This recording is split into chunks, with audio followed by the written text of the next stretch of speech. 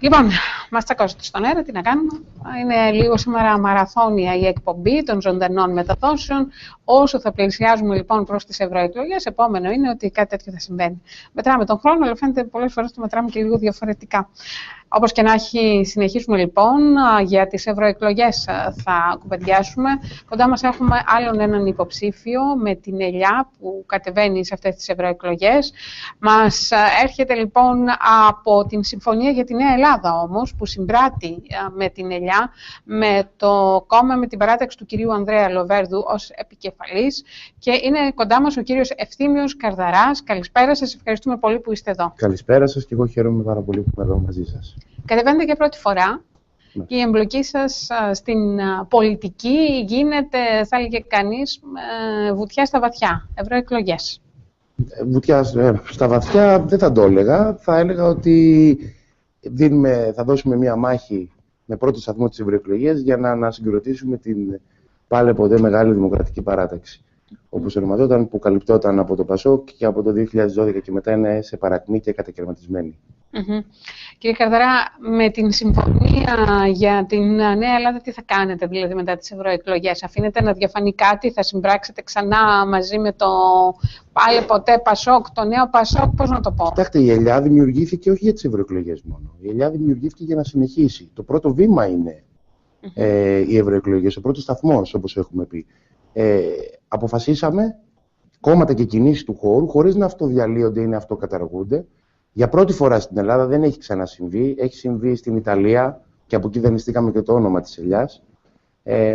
Αποφασίσαμε να συνεργαστούμε, αφού συμφωνούσαμε στα περισσότερα και οι διαφωνίες μας δεν ήταν τόσο μεγάλες, ώστε να μπορέσουμε, επειδή θεωρούμε ότι ο χώρος μεταξύ του ΣΥΡΙΖΑ και της Νέας Δημοκρατίας είναι απαραίτητος και για τους πολίτες και για τη χώρα, να δώσουμε τη μάχη αυτός ο χώρος να είναι ξανά μπροστά, να είναι στο προσκήνιο. Δεν πέτυχε πάντως ο γάμος με τη Δημάρ της Συμφωνίας για τη Νέα Ελλάδα. Φαινόταν σχεδόν δεδομένο ότι θα πάτε μαζί. Τελικά προέκυψε η Ελιά.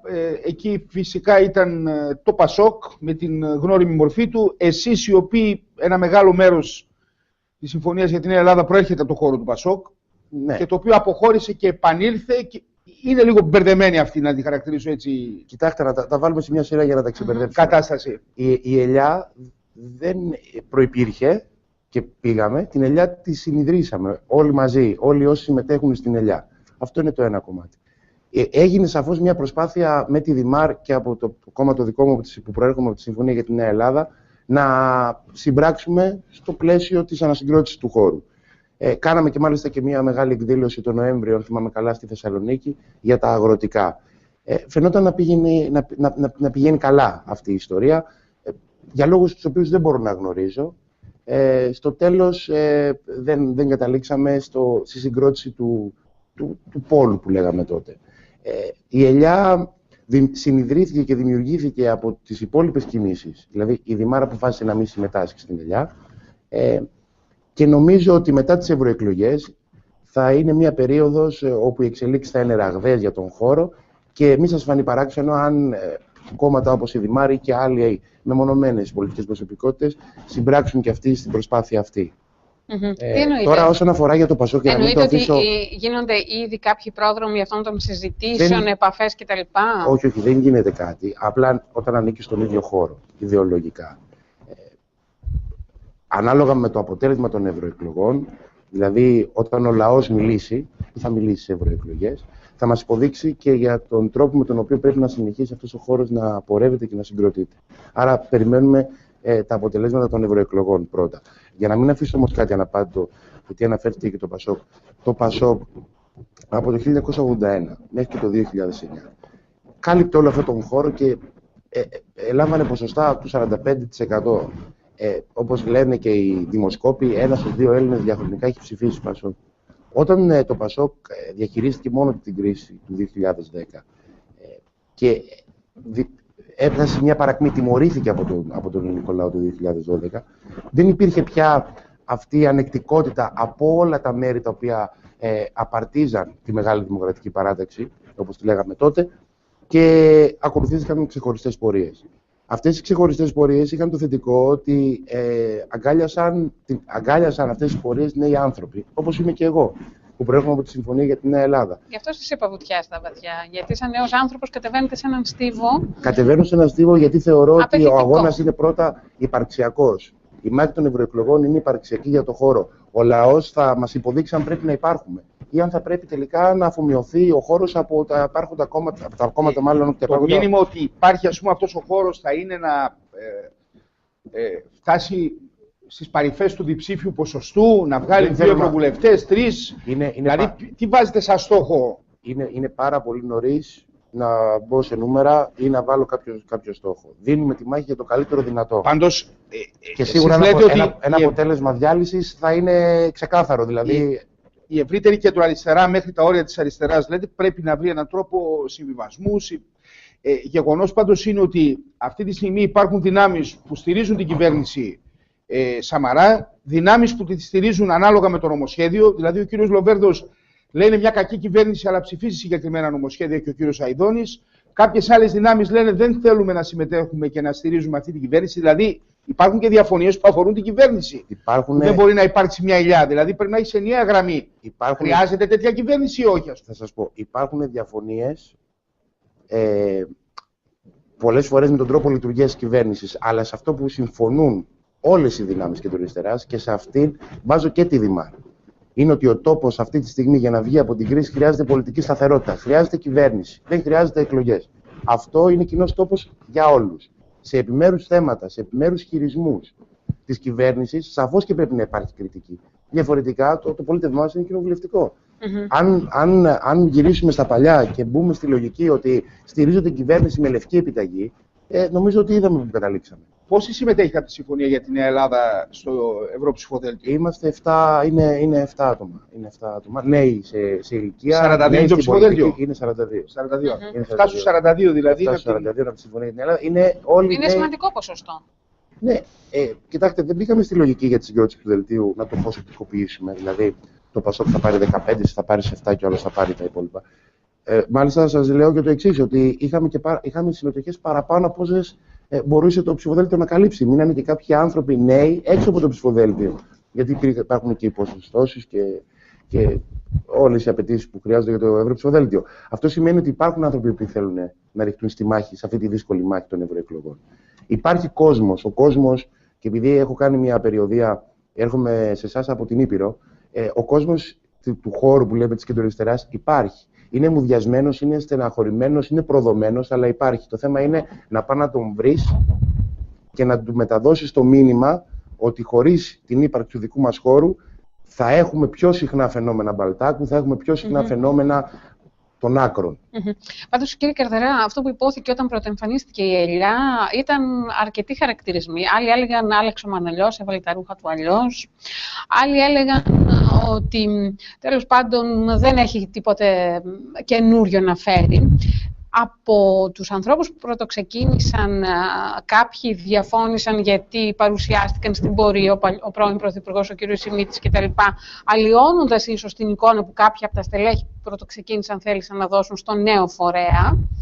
Σας μεταφέρω όλο αυτό το κλίμα. Αυτά φαίνεται ότι ξεπεράστηκαν. Ξεπεράστηκαν. Απόδειξη είναι η παρουσία μου εδώ σήμερα. Η έκφραση της Ελιάς αυτή τη στιγμή είναι το ευρωψηφοδέλτιο.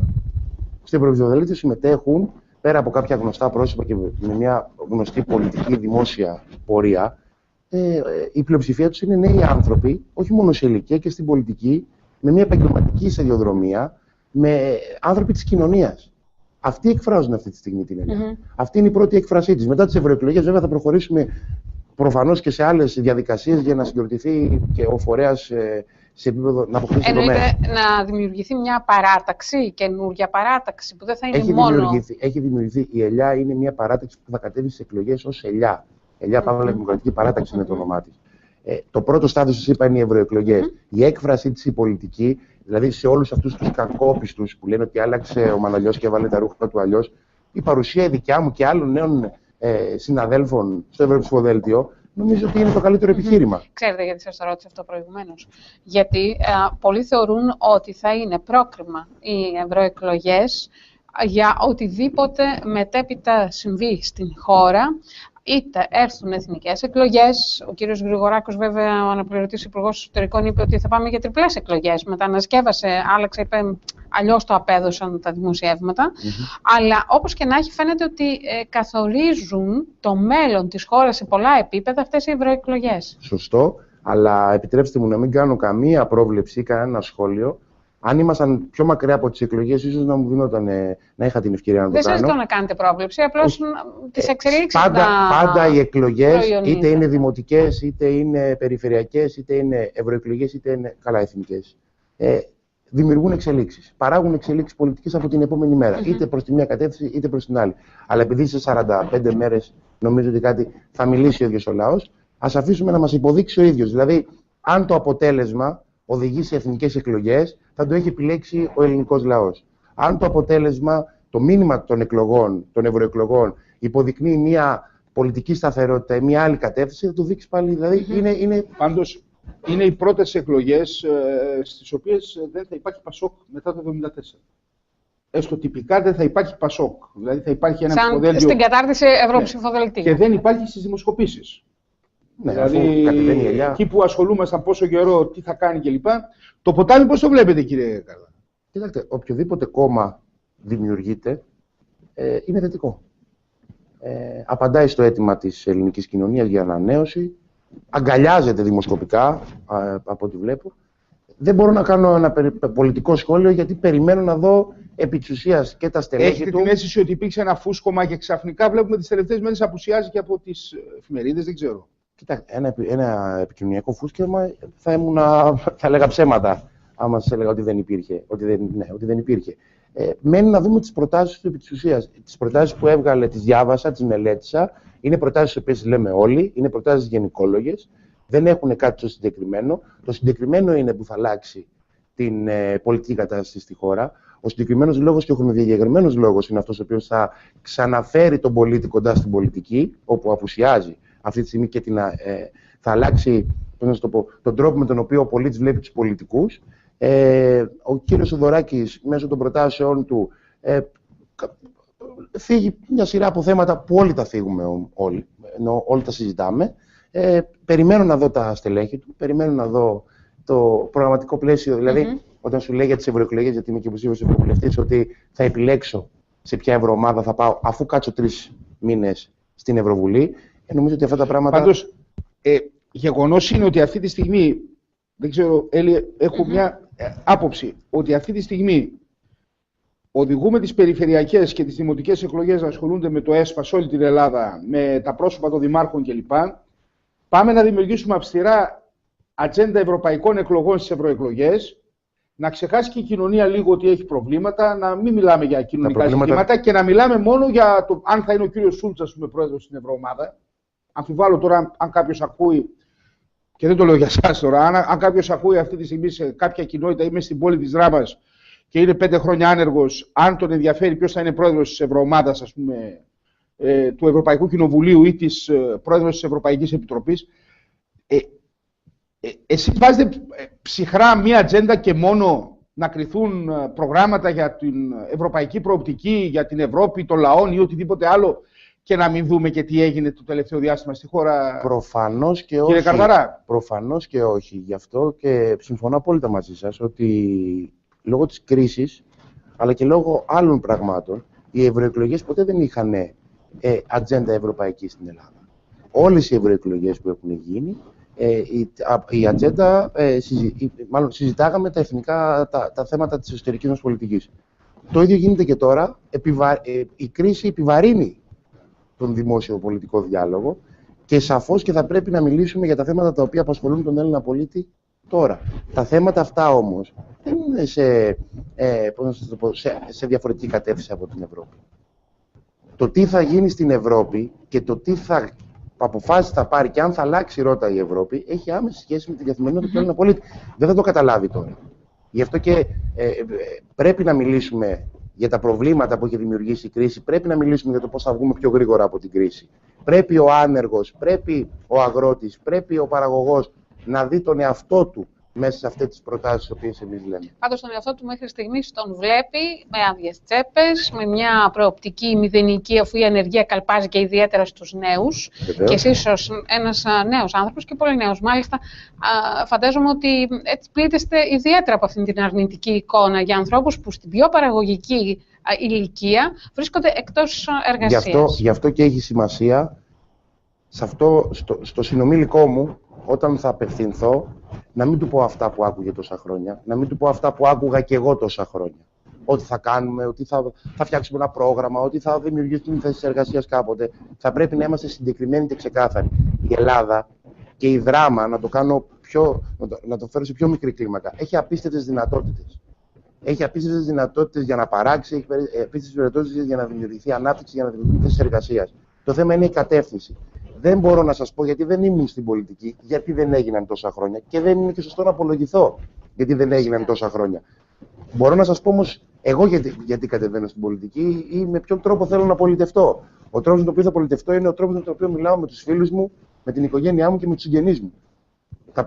Αν τα πράγματα είναι διαφορετικά, αν τα πράγματα, δηλαδή υπάρχουν κάποιες δυνάμεις που δεν σου επιτρέπουν να κάνεις, τώρα κάνω συνωμοσίες, να κάνεις το λογικό που λέμε, αν το δω θα σου το πω και θα αποσυρθώ.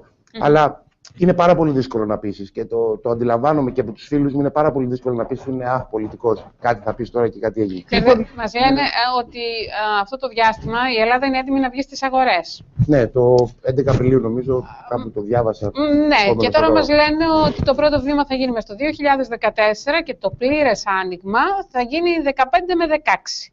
Και εγώ θέλω να πω, ωραίο αυτό ως προοπτική, αλλά τι σημαίνει πάλι? Παράλληλα μας λένε ότι θα πρέπει για άλλη μια φορά να ενισχυθούν οι τράπεζες για να μπορέσει να πάει η χώρα μπροστά. Φυσικά να πούμε και κάτι, γιατί ο πολλής κόσμος λέει, δεν ξέρω αν αυτή τη στιγμή η χώρα δανείζεται με τόσο καλούς όρους, αυτή τη χρονική περίοδο τουλάχιστον, που αν πάει στις αγορές θα δανειστεί και με μεγαλύτερα επιτόκια. Έτσι. Δηλαδή όσο και να μειωθούν τα spread θα είναι χαμηλά μένα, αλλά θα είναι ψηλότερα από το δανεισμό που έχει η χώρα τα τελευταία χρόνια. Γιατί κάποια πράγματα επιτεύχθηκαν, για να είμαστε και λίγο ρεαλιστές, στο να δανείζεται τουλάχιστον όχι με τους όρους του 7, 8, 9 ή 10%. Λοιπόν, για το success story ιστορία. Το Μάλιστα. success story τι σημαίνει όμως σε μια ρεαλιστική απεικόνηση για την ελληνική κοινωνία? Για μένα, θα σας πω για μένα, βγάλτε λίγο την υπόψη του Ευρωβουλευτής. Λοιπόν, είμαι ένας νέος ο οποίος είμαι στην ελεύθερη αγορά. Σαφώς, ο αποκλεισμός της χώρας από τις αγορές το 2010 στοίχησε στην εθνική κυριαρχία της χώρας. Αναγκάστηκε η χώρα να δανειστεί με σκληρούς όρους, με χαμηλό επιτόκιο βέβαια, όχι το επιτόκιο των αγορών, και αυτό στοίχησε πάρα πολύ στην εθνική κυριαρχία της.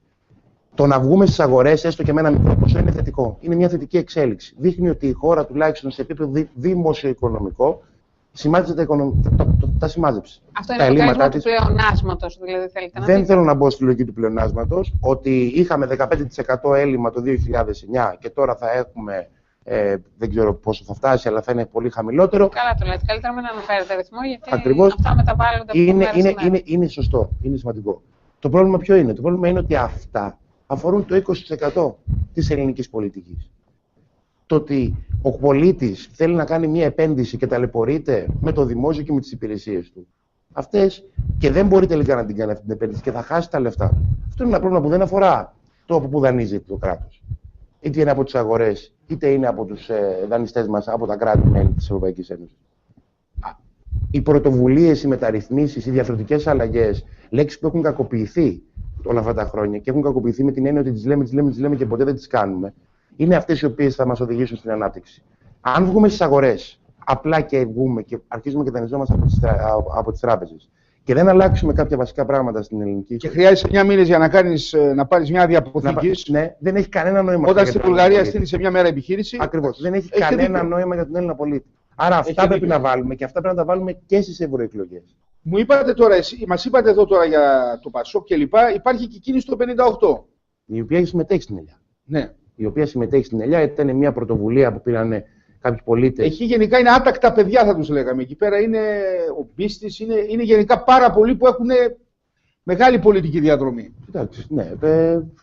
Η πρωτοβουλία σαν πρωτοβουλία μόνο θετικά μπορεί να την κρίνεις. το ότι απευθύναν ένα κάλεσμα στις δυνάμεις του χώρου να συνεννοηθούν και να συμπράξουν για να δημιουργηθεί η ελιά, μόνο θετικό μπορεί να είναι. Διάφορα επικοινωνιακά φουσκώματα, μπορώ να πω, μπορεί να δημιούργησαν και κάποιες παρερμηνίες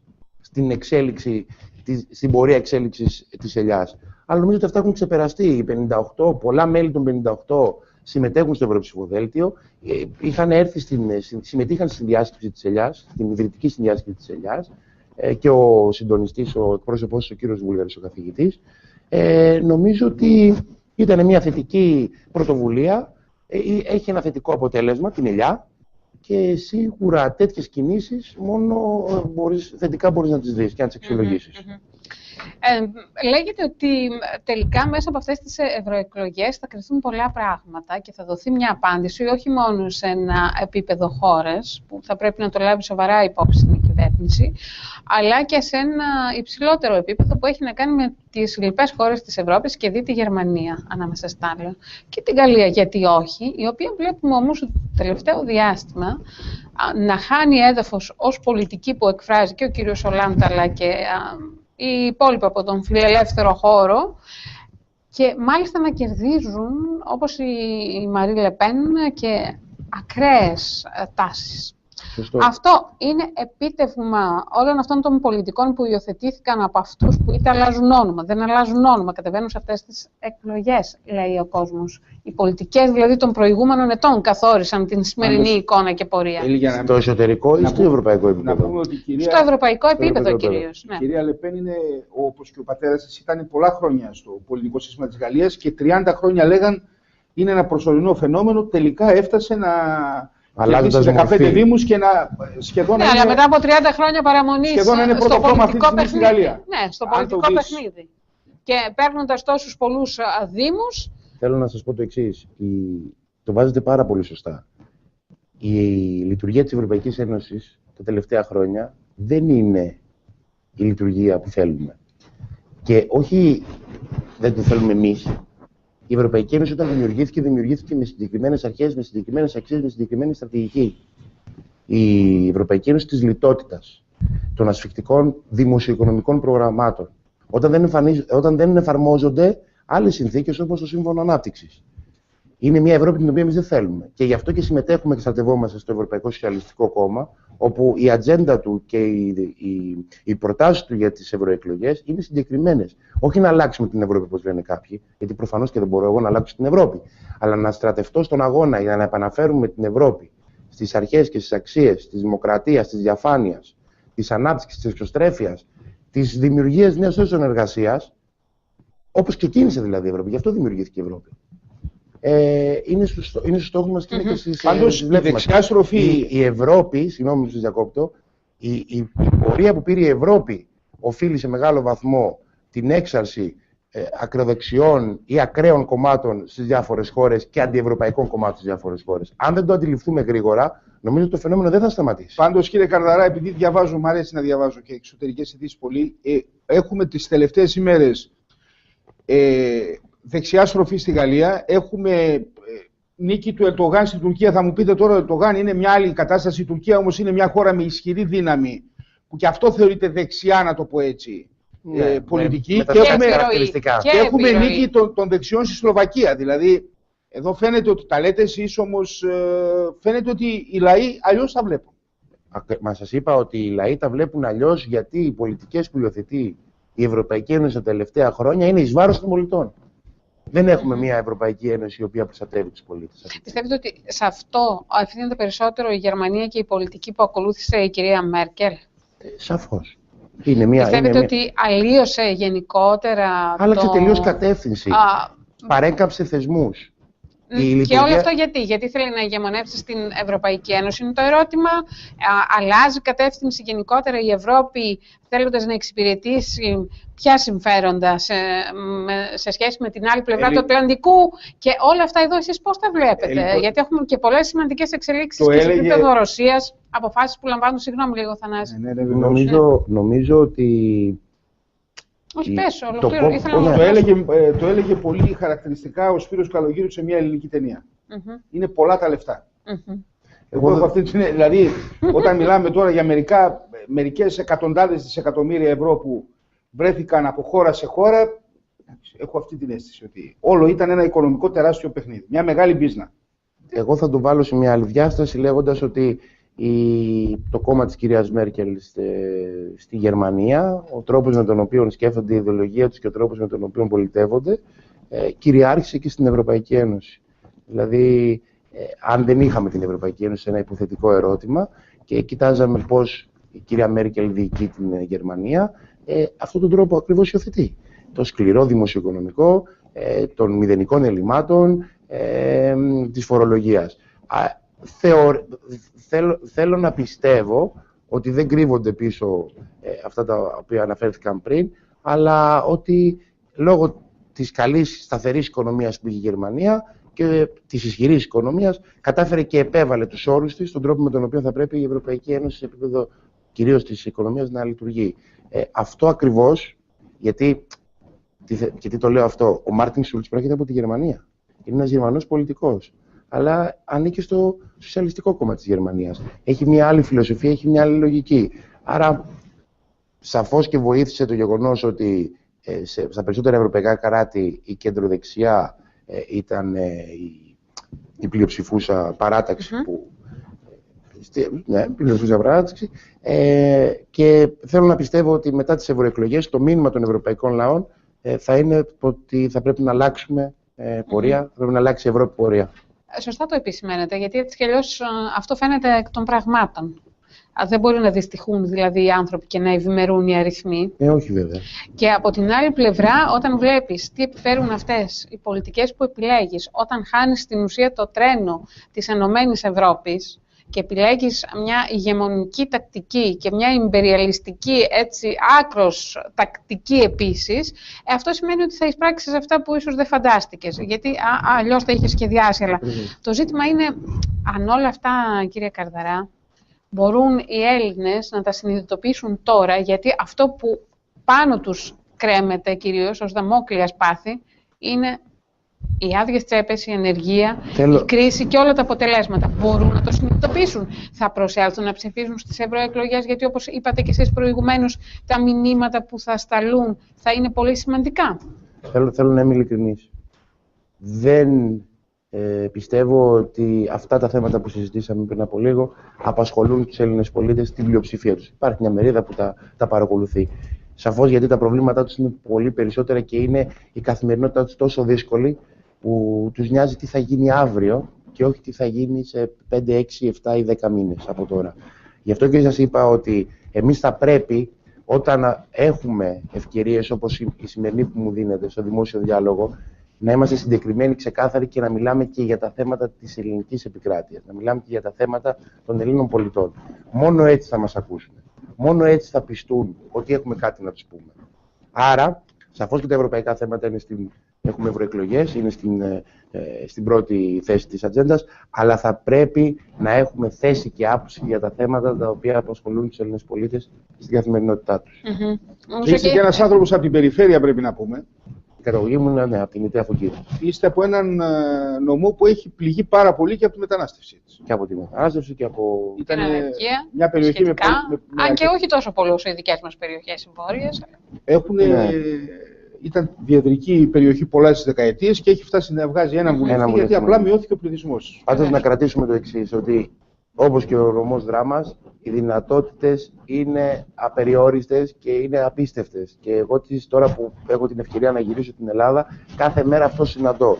Και τα προβλήματα που δημιουργούνται, τα κολλήματα που δημιουργούνται είναι τόσο απλά να σπάσουν, απλά χρειάζεται θέληση και κέφι. Τότε δεν έχουμε τους κατάλληλους ανθρώπους στην κατάλληλη θέση για να κυβερνήσουν τη χώρα και τον τόπο. Ένα από τα καλά του Σταυρού πάντως στις ευρωεκλογές είναι ότι οι υποψήφοι ευρωβουλευτές γυρίζουν την Ελλάδα και μαθαίνουν, γιατί πολλοί ήταν και ευρωβουλευτές πολλά χρόνια και δυστυχώς δεν μάθαν. Μαθαίνουν ποια είναι η Ελλάδα. Και το άλλο καλό είναι ότι μαθαίνει πια και ο πολίτης τι είναι ευρωεκλογές και τι είναι ευρωβουλευτής. Γιατί τόσα χρόνια τώρα, αν με το καλό τα καταφέρω και εκλεγώ στην Ευρωβουλή. Πόσοι σταυροί θα είναι τελικά, καθορίστηκε? 4 σταυροί. 4 σταυροί. Θα πρέπει να απολογούμε στους Έλληνες πολίτες που παλιότερα δεν γινόταν αυτό. Τώρα δεν ξέρω τι περιμένετε ότι μπορεί να αλλάξει όσον αφορά στον πρωτογενή τομέα, στην πρωτογενή ανάπτυξη εδώ για τον τόπο μας. Γιατί χάσαμε πολλές μάχες σε ευρωπαϊκό επίπεδο και εμείς μπορεί να είμαστε ένας λαός που προσφέρει τουρισμό, υπηρεσίες αλλά και προϊόντα. Λίγα μεν, αλλά καλής ποιότητας, εξαιρετικής ποιότητας λόγω των εξαιρετικών κλιματολογικών συνθήκων.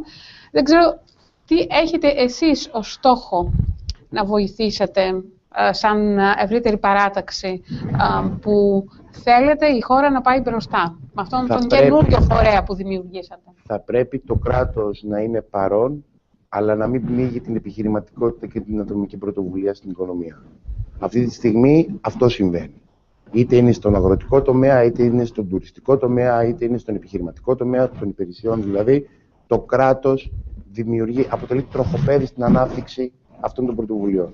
Άρα, με πολλούς εύκολους τρόπους, όπως είναι οι αυτοεδειοδοτήσεις, που πιάνουν όλους τους τομείς που σας προανέφερα, δηλαδή ότι ένας παραγωγός να μπορεί να παράγει ένα προϊόν χωρίς να χαλάει το χρόνο του και τη μέρα του και την ώρα του με τις δημόσιες υπηρεσίες. Ένας άνθρωπος ο οποίος θέλει να κάνει ένα ξενοδοχείο, μια τουριστική μονάδα, να μπορεί να την κάνει όσο πιο γρήγορα γίνεται, χωρίς να πετάει τα λεφτά του δεξιά και αριστερά για να μπορέσει να πάρει την πολυπόθητη άδεια. Ναι, αλλά να υπάρχει και μια δικαιότερη φορολογία. Σαφώς.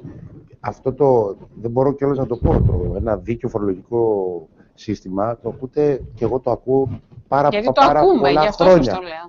Πάρα πολλά χρόνια. Ή το άλλο ότι δεν μπορεί να γίνει γιατί οι Έλληνες δεν έχουν φορολογική συνείδηση. Δεν είναι έτσι. Ο Έλληνας δεν έχει φορολογική συνείδηση γιατί δεν βλέπει την ανταποδοτικότητα. Δεν βλέπει ότι τα λεφτά που του παίρνει το κράτος πάνε κάπου συγκεκριμένα, στα σχολεία, στους δρόμους. Δεν το βλέπει ποτέ. Άρα γιατί να έχει φορολογική συνείδηση? Και αυτά δεν συζητάνε όλοι στον δρόμο. Γιατί να πληρώσω κάτι το οποίο εγώ δεν το απολαμβάνω ή δεν το βλέπω στην καθημερινότητά μου? Γινόταν προσλήψεις, κύριε Καρδαρά. Γινόντουσαν προσλήψεις, υπήρχε ένα πελατειακό κράτος. Κυρίως. Είναι οι πρώτες εκλογές που δεν έχουν προσλήψεις. Ναι, το θετικό από την κρίση είναι ότι αυτό το κράτος, το πελατειακό κράτος χρεοκόπησε και δημιούργησε όλες τις επιπτώσεις. Πάντως έχω την αίσθηση ότι χρεοκόπησε και ένα μεγάλο μέρος του ελληνικού λαού στην ουσία. Έχει άδειες τσέπες. Ένα μεγάλο μέρος του ελληνικού λαού χρεοκόπησε, δυστυχώς, επειδή στηριζόταν στις κρατικές δομές που χρεοκόπησε. Δεν είναι έτσι, δεν συμφωνώ με αυτό. Γιατί? Να σας πω γιατί δεν συμφωνώ. Γιατί δεν ήμασταν μαζί με αυτούς που κάναν πάρτι και τα φάγανε. Όχι, δεν εντονώ από αυτήν την άποψη. Προς Θεού και μακριά από μένα αυτές οι εκφράσεις. Αλλά ένας δημόσιος υπάλληλος, ο οποίος διορίστηκε στο δημόσιο και ζούσε την οικογένειά του από το μισθό του, όταν το κράτος χρεοκόπησε και αναγκάστηκε βία να του περικοπούν 40%-45% του μισθού του, χρεοκόπησε μαζί. Αυτό εννοούσα. Ναι. Όχι γιατί μπήκε στο δημόσιο. Θα σας φέρω στον αντίποδο αυτό που λέτε ένα παράδειγμα που έχει να κάνει με την συρρίκνωση γενικότερα του ιδιωτικού τομέα, με την έννοια της συρρίκνωσης του εισοδήματος των εργαζόμενων σε αυτό, Ακριβώς. Οι οποίοι χρησιμοποιήθηκαν ως ένα πετυχημένο, εντός εισαγωγικών πετυχημένο πείραμα για να προχωρήσουν περαιτέρω. Τελικά αυτοί που την πλήρωσαν είναι αυτή η τάξη. Φανταστείτε ότι το 2009 στα 2 ευρώ που κυκλοφορούσαν στην αγορά, το 1 ευρώ ήταν του κράτου. Από οποιαδήποτε πηγή. Είτε ήταν μια επιδότηση, είτε ήταν από ένα μισθό δημόσιο. Και είναι στατιστικό. Όταν αφαιρέθηκε το 1 ευρώ και ο πολίτης έμεινε με 1, η αγορά έμεινε με 1. Λογικό. Και δεν προχωρήσαμε, καμία κυβέρνηση δεν προχώρησε στο να δημιουργηθούν πιο γρήγορα οι προϋποθέσεις για να ανοίξουν νέες δουλειές, νέες εργασίες. Τα λεφτά που πήραν και τα μοιράζαν δηλαδή. Ακριβώς. Ναι, αλλά μετά τα φάγαμε όλοι μαζί. Δεν τους εξήγησα φυσικά ότι δεν πρέπει να μοιράσουν. Δεν νομίζω ότι θέλω κάτι ξένο. Μετά τα φάγαμε όλοι μαζί. Δεν το λέω. Το ξέρω. Λέει ο άνθρωπος κάτι πολύ απλό, το οποίο μπορεί να αποδειχθεί με στατιστικά στοιχεία. Όταν αυξάνεις 70% τους μισθούς στο δημόσιο σε 3 χρόνια, εννοείται ότι μαζί τα φάγαμε. Με την απλή έννοια. Δηλαδή τα λεφτά δεν πήγαν ούτε στον ουρανό ούτε κάπου αλλού. Τα λεφτά μοιράστηκαν κακώς από τις κυβερνήσεις και γινόταν κοινωνική πολιτική. Δεν είναι μόνο αυτό. Είναι και ότι οι επιδοτήσεις που γινόντουσαν, τα λεφτά που ήρθαν από την κακιά Ευρωπαϊκή Ένωση, όπως λένε κάποιοι, μέχρι την κρίση, ήταν. Δεν έχω πρόχειρο το νούμερο να σας πω. Ήταν τρένα με ευρώ. Τα οποία δόθηκαν σε επιχειρηματίες, σε εταιρείες, κανένας δεν τους έλεγξε που πήγαν αυτά τα λεφτά. Για να τα λέμε, εκεί δεν βάζω το μαζί τα φάγαμε. Ναι, μπορεί ο άλλος να τα φάγε, δεν τον έλεξε και κανένας όμως. Του είπε, πήρες αυτό το ποσό, τι το έκανες. Ξέρετε, πολλές φορές καταλήγουμε να υιοθετούμε αυτό που είπε ο κύριος Πάγκαλος ως έκφραση και έγινε σλόγγαν, σύνθημα. Ήταν πολύ σκληρό και δεν μπορώ να το. Μια ρίση η οποία έχει καταγραφεί στα δεδομένα της νεότερης ελληνικής ιστορίας και πιστεύω ότι θα γράψει και τη δική της ιστορία ξεχωριστά. Πολλές φορές δεν τον αδικούμε όμως για αυτό που είπε, γιατί για ορισμένες ομάδες ισχύει. Και ισχύει απολύτως. Σωστό. Αλλά την ύφη λέει ο άλλος, γιατί πρέπει να την πληρώσω κι εγώ. Καταλάβατε. Γι' αυτό εγώ συνήθως λέω ότι πρέπει να τραβήξουμε μια γραμμή. Όσο αναμοχλεύουμε το παρελθόν, δεν πρόκειται να καταλήξουμε ποτέ σε ένα συγκεκριμένο αποτέλεσμα. Κόκκινη γραμμή εννοείται, γιατί είδαμε πολλές κόκκινες γραμμές. Ούτε αυτό θέλω να το υιοθετήσω. Δεν θέλω να βάλω τίποτα ξύλινο στο στόμα μου. Προσπαθώ να χρησιμοποιήσω εκφράσεις όπως συζητάμε πίσω από τις κάμερες. Μάλιστα. Αν καταλήξουμε ότι δεν θέλουμε να συζητάμε για το τι συνέβη, αλλά πώς θα πάμε από εδώ και πέρα, νομίζω ότι τα πράγματα θα είναι πολύ καλύτερα.